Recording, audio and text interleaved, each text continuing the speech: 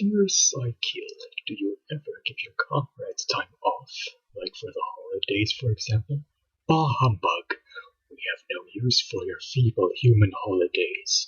In fact, one of my most humiliating defeats was on December 25th. It began with the appearance of a shooting star in Earth's skies. When the Guardians detected it, that simpering scooter thought it was Santa's sleigh. But in reality, it was a meteorite rich in sorium. Those of you with long memories may recall that I previously used this element to power my pulsar generator, with which I enslaved the minds of every human on Earth, and the chance to obtain a new supply was too good to pass up. I took Cop-Tur and Screwhead to the meteorite impact site at the North Pole.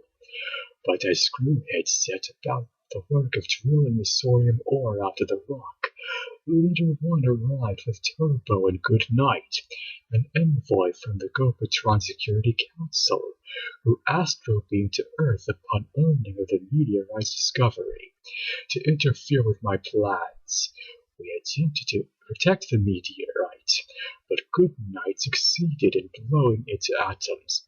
All we were left with were a few motes of sorium glued to Screwhead's drill, but as we retreated, Cop-Tur attempted to console me. "Cheer up, Psyche," he drawled.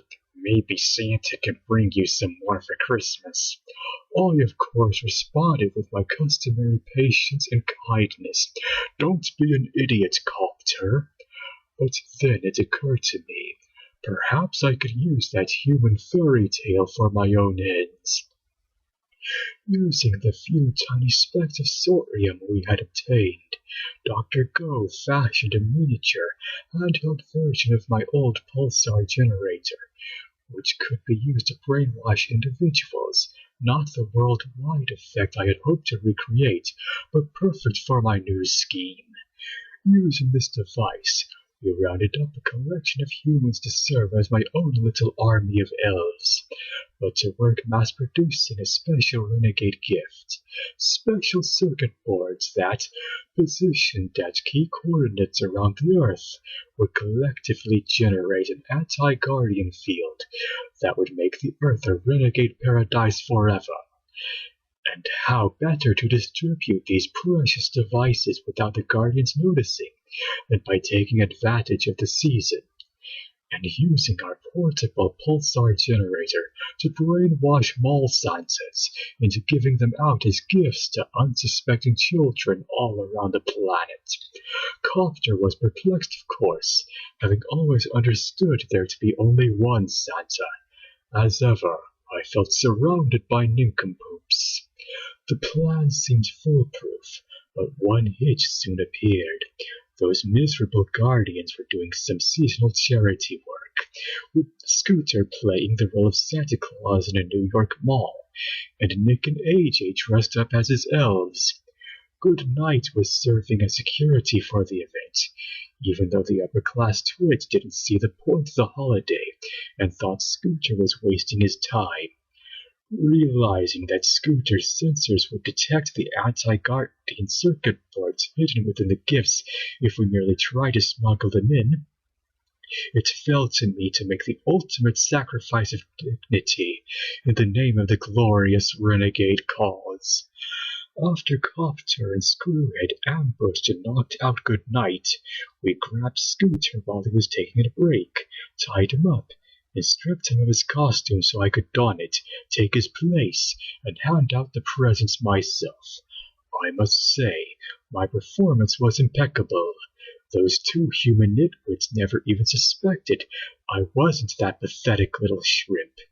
The experience was one I would rather forget, having to have children sitting on my lap, demanding this and that, getting their sticky fingers all over me.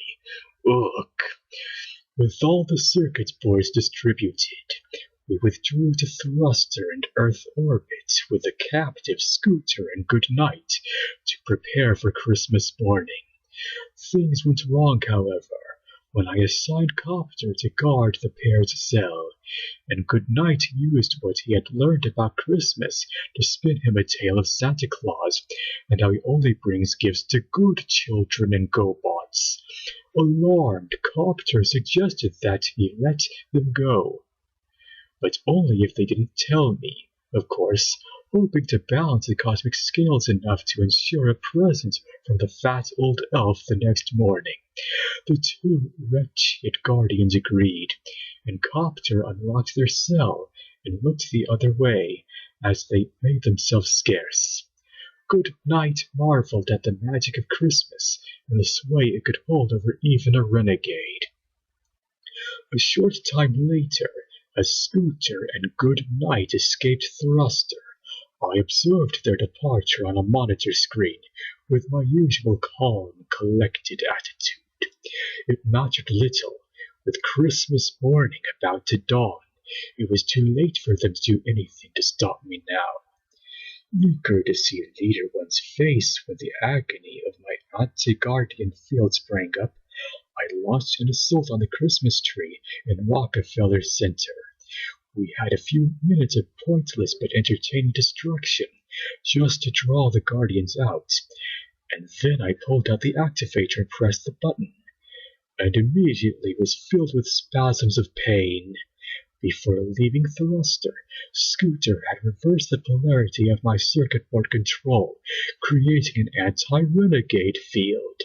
I frantically commanded Cop-Tur to self-destruct the circuit boards, which he did, and we flew away, cursing Leader One's name. "Merry Christmas, Psykill," he called after me, prompting Scooter to pat his friend and savior on the back and add, "And to all a good night." Back on Thruster, we were surprised to find wrapped gifts waiting for us. How they got there I'll never know. But while Cop-Tur seemed happy with his new rotor blade, all I found the box addressed to me was a lump of coal.